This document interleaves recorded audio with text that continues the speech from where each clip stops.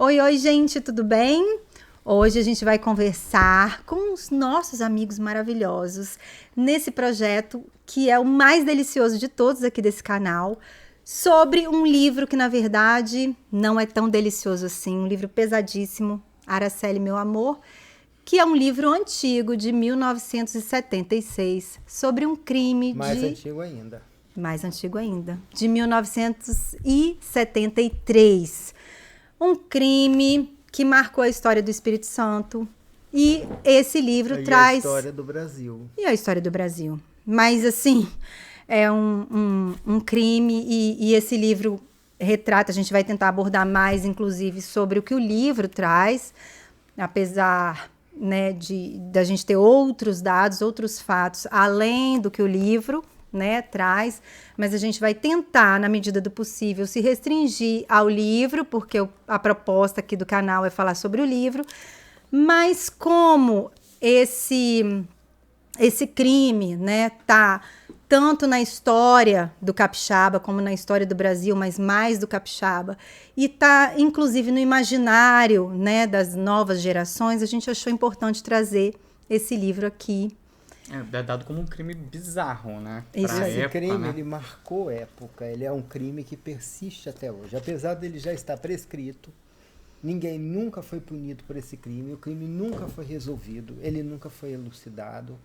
E ninguém nunca vai ser punido por esse crime, porque ele simplesmente já esgotou a persecução criminal há mais de 30 anos. Ele prescreveu no dia 18 de maio de 1993, que foi quando completou 20 anos do crime, e ele simplesmente deixou de ser punível. Ninguém nunca vai ser punido por esse crime. E o contexto da época, esse crime é um crime que ocorreu no auge da ditadura militar. Quando o regime militar estava no momento mais... no auge dele. Realmente era uma época em que a sociedade brasileira era muito conservadora. O tipo de sociedade, o tipo de investigação, apuração e as coisas que a gente realmente... A ideologia desse tipo de regime é uma ideologia onde a figura do amigo do rei é muito grande. Total. Então, é um regime, geralmente, onde divulga-se aquilo que se interessa bastante e oculta-se aquilo que não é interessante que seja apurado. Então, esse crime é um crime que chocou a sociedade capixaba, chocou a sociedade brasileira como um todo, teve uma repercussão nacional muito grande, mas ele não foi elucidado a contento. Já houve naquela época um processo muito grande, dificultoso, né, para a elucidação desse crime. Talvez seja importante, por acaso, né, alguém que venha assistir esse vídeo, que entenda um pouquinho o que é esse crime, então, que foi contra a Araceli Cabreira, né, ocorrido em maio de... 18 de maio de 1973. Isso. Eu sou a única pessoa que era nascida nesse dia. Maravilhoso. Né? Ainda bem, gente, isso não é uma vantagem ter sido nascido nessa época, não, né? Não, mas eu era mais ou menos, eu era pouco mais novo que a Araceli, eu lembro mesmo. A Araceli foi uma menina que ela foi sequestrada aos 8 anos, ela era uma menina que tinha um porte maior, ela não era uma criança de 8 anos muito infantil. Era uma menina que já tinha um aspecto de mocinha. Que já tinha um porte, um biotipo, né? Já tinha um que biotipo ela aparentava a menina de que era 12 interessante, ou 13 anos. né? Visivelmente interessante para aquela época. Isso. Eu diria interessante. Ela era um tipo de menina que ela aparentava mais idade do que ela tem. Sim. E muito bonita também, bonita, né? Ela Muito era bonita. Ela era filha de pai espanhol, mãe boliviana, os pais eram imigrantes, a família era humilde. O pai era um eletricista do Porto de Vitória. Ela estudava, era ela, um irmão um pouco mais velho. Mas um dia ela voltando da escola, a Araceli simplesmente desapareceu. Ela sumiu, ela foi vista no ponto de ônibus para pegar o ônibus para ir para casa. Para ir para casa. E depois disso, nunca mais ela foi vista. Os pais em casa esperando que a menina retornasse. E ela não retornou. Ela simplesmente evaporou.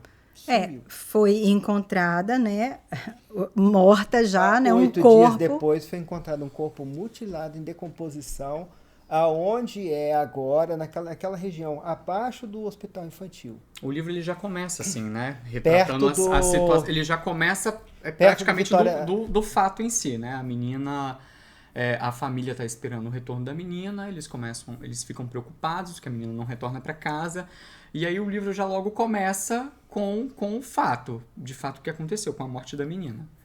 Isso. Com o desaparecimento e o aparecimento do corpo. Exatamente. Apesar do livro, né, ser não ficcional, do José Louzeiro, né, que é um jornalista, ele faz uma abordagem muito interessante, né, usando uma vizinha, né, Gerlan, que nos atraiu muito, né, a Rita Soares, que seria uma figura muito especial, que ele utiliza ao longo do livro como uma protagonista que fica tentando buscar essa verdade, mas seria uma mulher um pouco... cigana, né? A Rita Soares, ela é apresentada como uma cigana, né? Ela é o fio condutor do livro, não tem registro sobre a existência de Rita Soares, ninguém sabe se ela existiu ou não. Então, ela pode ser o personagem fictício do livro, porque ela é um fio condutor. Que tenha sido. Eu também acho que sim. Ela é um fio condutor do livro que ela realmente... É o que traz esse aspecto de romance policial pro livro, né? Que cria traz esse aspecto de ficção pro livro. Os fatos que aconteceram, os fatos reais que aconteceram, os fatos que não são fictícios. A Rita Soares concatena esses fatos, ela vai juntando esses fatos todinhos. Ela é uma pessoa que no livro, ela se propõe a investigar o que realmente aconteceu. Por conta própria. Por conta própria. Ela coloca nisso aí muita coisa do misticismo dela, da clarividência dela, dos poderes que no livro deixam claros que ela tem de visibilidade, de visão, de clarividência, e nisso aí ela vai concatenando todos os aspectos da investigação criminal e exatamente as falhas dessa investigação criminal. Porque esse crime, a palavra-chave que define o romance é impunidade. O José Louzeiro, eu tenho uma amiga que ela tem uma edição de 78 desse livro, que o José Louzeiro dedicou a uma pessoa, ela comprou no sebo, o livro já vem com a dedicatória, e ele fala assim, um romance sobre impunidade. Eu achei super interessante essa mistura, né? Você pega um fato que é real, que é verídico, que aconteceu, e aí você traz um pouco desse universo da ficção para a história. O que torna o contexto um pouco mais empolgante, né? Ficou muito empolgante você ler em alguns momentos do ponto de vista da Rita Soares. Eu achei isso muito bacana. A Rita Soares era uma personagem bem humanística, uma personagem com poder de clarividência grande e meio que uma justiceira no livro. Só que ela não tem muito poder de fogo. Ela, inclusive, ela prevê muitas coisas ela prevê algumas coisas no livro, não se sabe se isso é verdade ou se é mentira, que a cidade iria sofrer muito em decorrência da impunidade que foi ocasionada por esse crime. E essa impunidade, ela ocasionou exatamente pela obstrução da investigação criminal.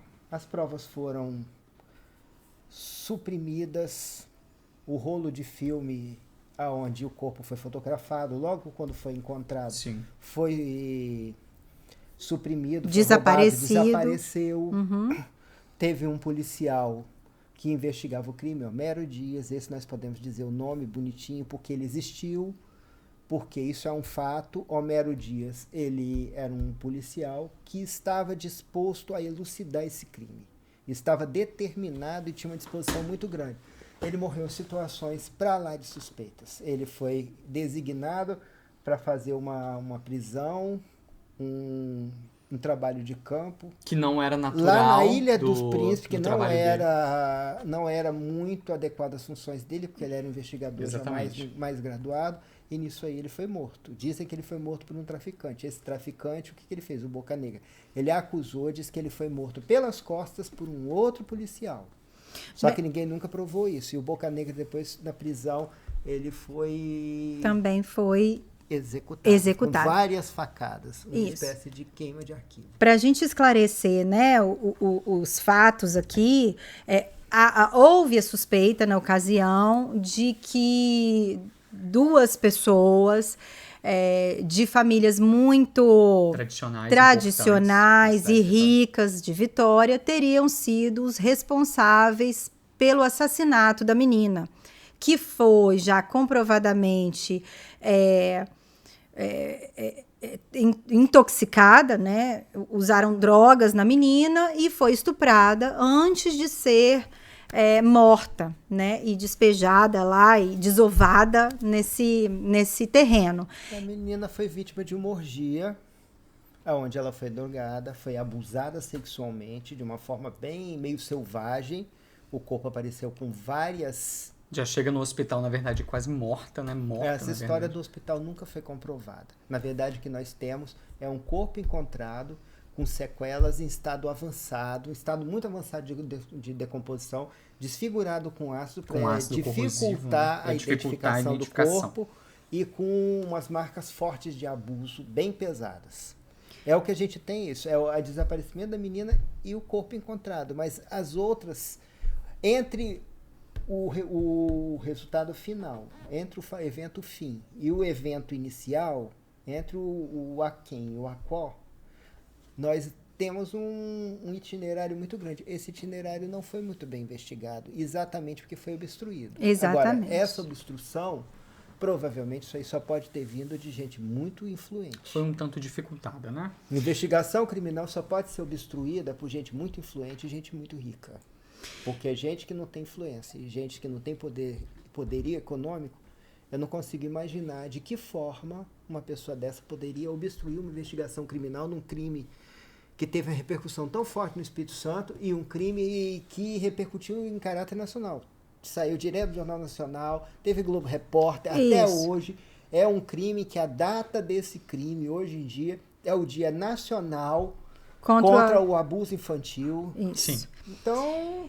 E aí, gente, a gente não vai mencionar, né, essas pessoas que foram acusadas, suspeitas e chegaram a ser julgadas. Foram condenadas em primeira instância e em segunda instância elas foram absolvidas. E hoje o crime está prescrito, essas pessoas não podem ser condenadas. Então, mas aqui no livro é bastante. O livro cita nome, vários nomes. Não só cita, mas é bastante elaborado isso, como no Globo Repórter também. Se você quiser conhecer melhor essa história, acho que vale muito a pena. A compra desse livro, ele está disponível na Amazon, inclusive não estava, a gente comprou no Sebo. Acabou comprando em outros sites, mas agora ele está disponível na Amazon. Na Amazon eu vou colocar o link, inclusive, aqui na descrição, caso vocês tenham interesse na leitura do livro, vocês vão ter acesso a esses nomes. E também no YouTube tem o Globo Repórter de 1977, que também esses nomes estão disponíveis lá.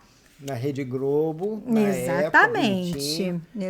Na época em que o crime ainda não tinha nenhum julgamento. Naquela época podia se falar, tem os nomes de todas as pessoas, tudo. Mas o seguinte, esse livro ele foi censurado pelo regime militar.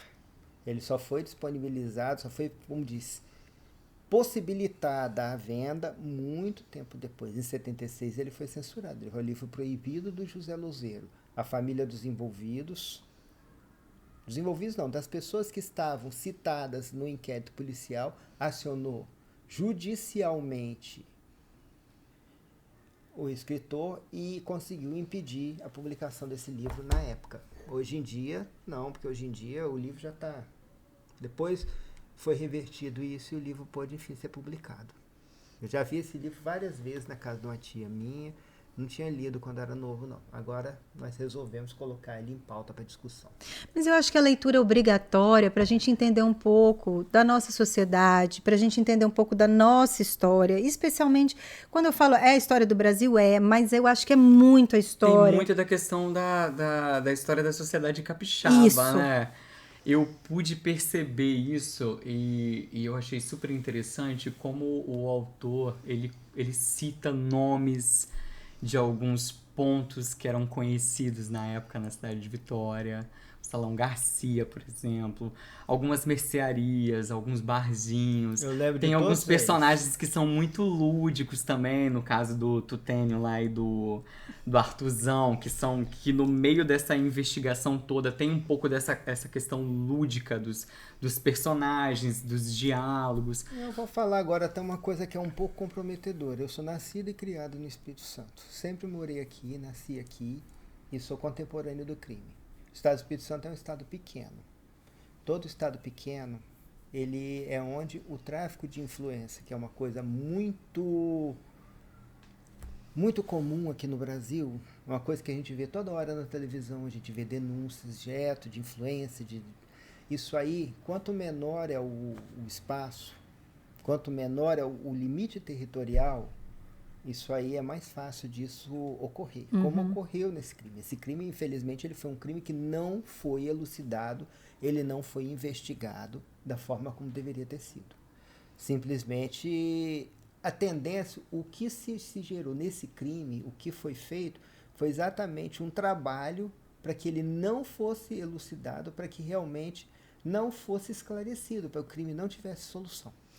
Para que não tivesse uma punição. E a menção, uma coisa que foi muito mencionada no livro é que para encobrir o crime, muitas pessoas foram mortas.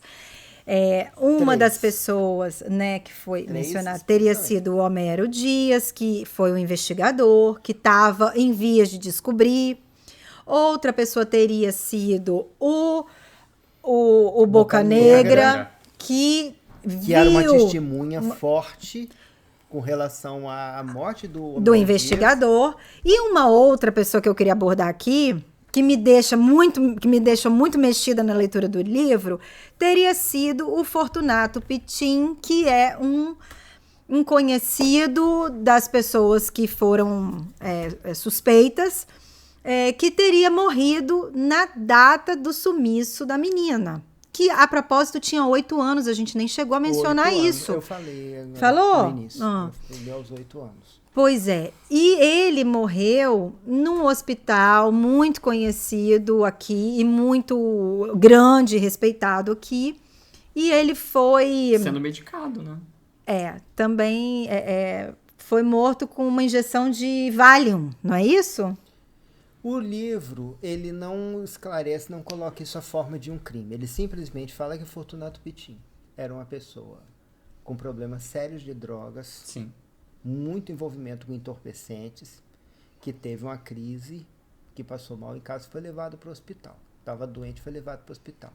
Lá ele relutou em tomar os remédios porque ele achava que estavam querendo matar ele. Isso, exatamente. Levanta uma suspeita fortemente. Ele até o livro aceita, diz que quando a enfermeira aplica a medicação nele, diz que imediatamente ele desmaia, dizem que tentam realmente ressuscitar, mas poucos dias depois ele morre.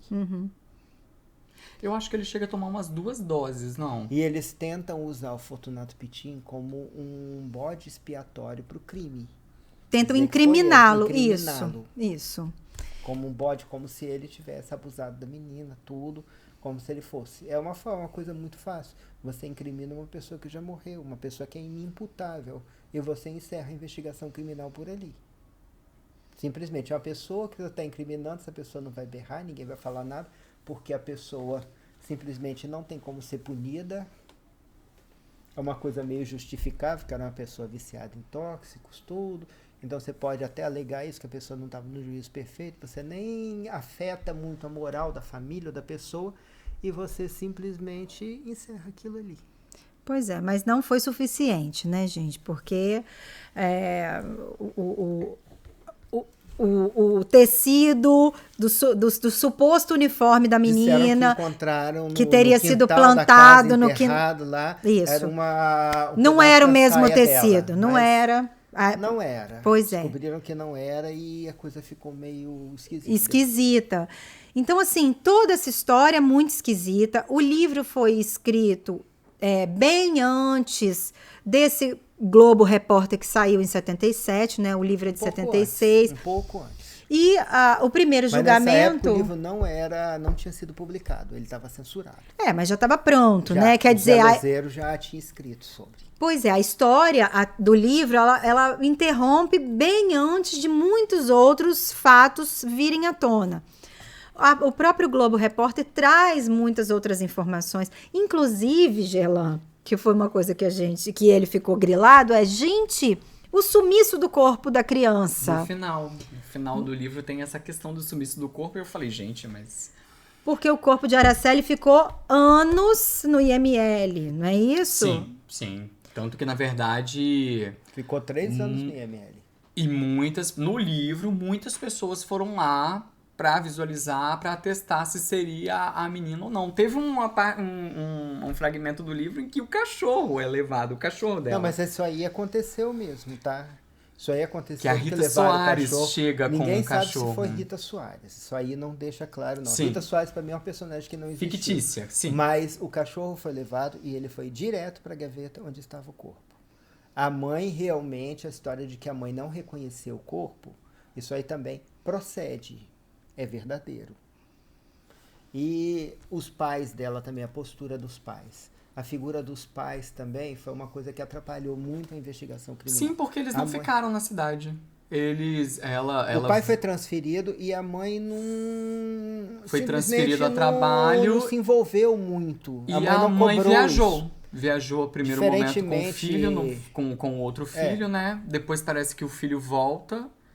E fica na casa, sob os cuidados de uma funcionária deles, que a família tinha. Diferentemente dos outros 2 crimes envolvendo uma situação parecida, que é o caso Aida Cury e o caso Cláudia, os pais se envolveram fortemente. Dona Maria Lecim Rodrigues cobrou, ela ia na televisão, ela falava muito.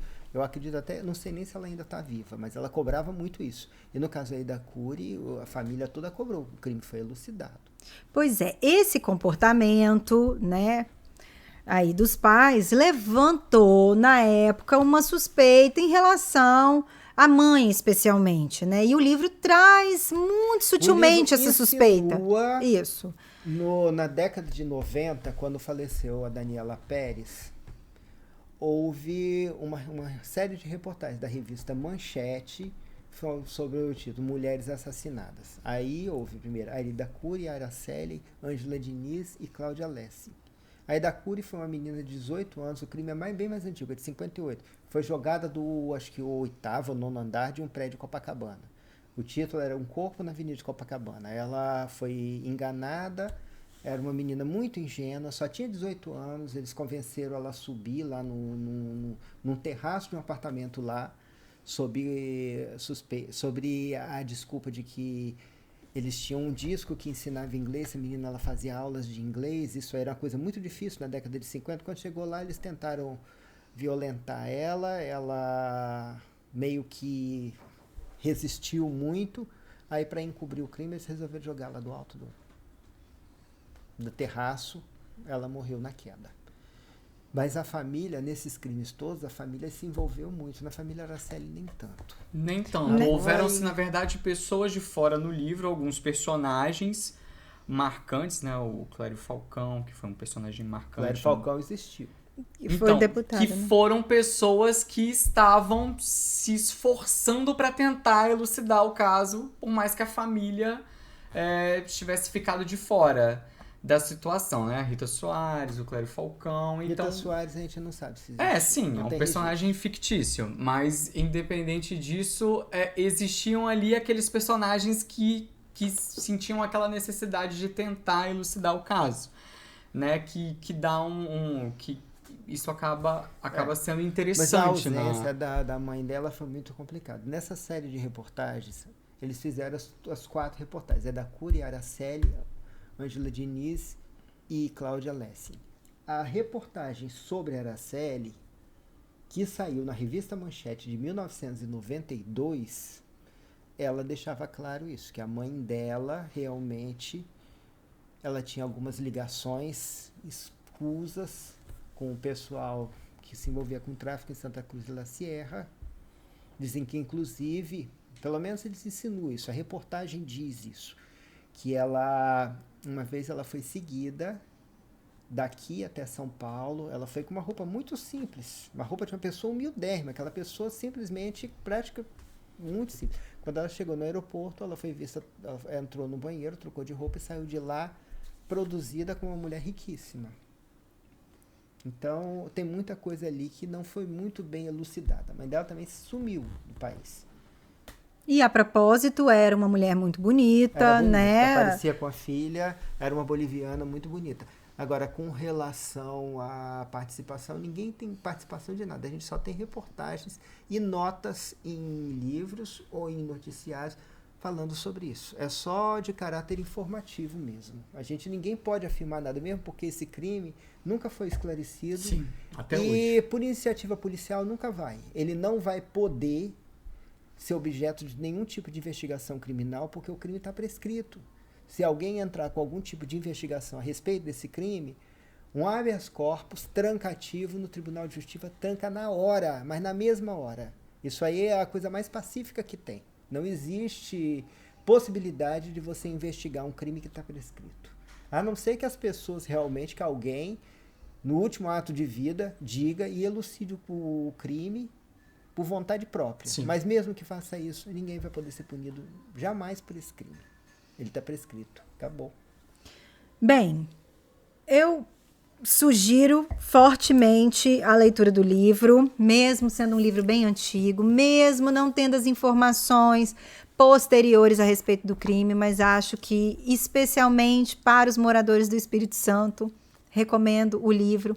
Se você tem algo a dizer, quer também desabafar como nós a respeito desse episódio que manchou, né, a história do Espírito O livro Santo. vale muito como curiosidade. Quem quiser saber sobre o crime, tudo, ele é baseado em fatos do processo. Mas acho que O mexe. processo é público, esse processo não é um processo que correu em segredo de justiça, ele é público. Então, quem tiver interesse em saber os detalhes desse crime, pode ler o livro. O livro não é proibido. É um caso super interessante. Na internet tem várias informações, vídeos, em que você fotos. pode assistir, pode se informar, e é um crime interessante. O porque é um caráter crime fictício também do livro é sensacional, como ele fez essa manobra no meio do caso, colocando E dá esses entendimento da personagens. sociedade também. Eu acho que Da mexe época, muito com a gente. Eu é acho importante. interessante a gente ler. Ele é muito emblemático. Ele originou o Dia de Combate ao Abuso Infantil, Dia Nacional de Combate ao Abuso Infantil, 18 de maio. Em 2000, o Congresso Nacional decretou que o dia do desaparecimento de Araceli, 18 de maio, fosse convertido no Dia Nacional de Combate ao Abuso e Exploração Infantil. Então, esse crime é muito emblemático. Ele nunca foi elucidado e ninguém vai ser punido por ele. Mas ele tem sua contribuição para a nossa sociedade. Ele tem um referencial. Então, para quem tiver curiosidade, o livro é muito importante. É isso aí. Então, Os vídeos também. Tem muitos vídeos na internet, os Globo Repórter, tudo. Quem quiser pode pegar N reportagens sobre o livro, sobre o crime em si. Mas o livro, ele é bem...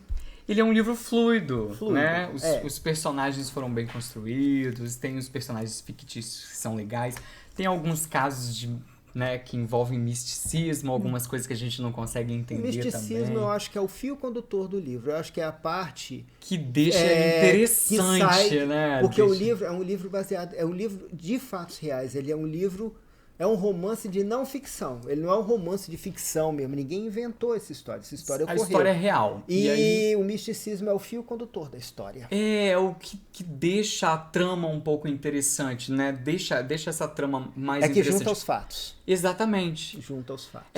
Exatamente. Eu acho que é esse o ponto. Você tem essa questão da ficção envolvendo pra dar liga. Porque os fatos, eles são dispersos. Para você juntar esses Pra fatos... dar liga em tudo. Para o livro Você pra falou ficar coerente, ele tinha que ter algum elemento que fosse o fio condutor. ele O fio tinha que condutor ter Rita Soares. Rita Soares. É a cigana que morava perto da casa de Araceli, que usa a clarividência. a e o figura misticismo pra mais isso. interessante desse livro, gente. Então é isso, gente. Comenta aí, curta porque ajuda a gente.